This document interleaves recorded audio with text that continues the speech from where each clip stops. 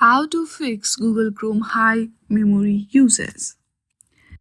For lower memory use on Google Chrome, you have to first of all open any browser on your Google Chrome. Then on the top right, you will see three dots. Tap on it and go through settings.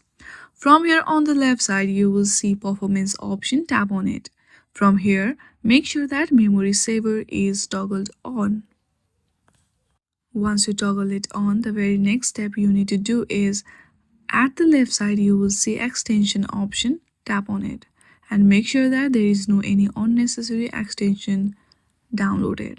If there is any, then hit on the remove button to remove extensions.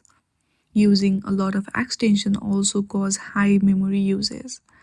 Then the next step is simply tap on the three dots again. From there you will see more tools. Under this you will see clear browsing data if it is available in your system. If you see that button, then simply hit on that and then you are good to go. After doing all of these steps, your issue will be solved. I hope you like this video. If you like this video, then please do not forget to like and subscribe to our channel. Thank you for watching.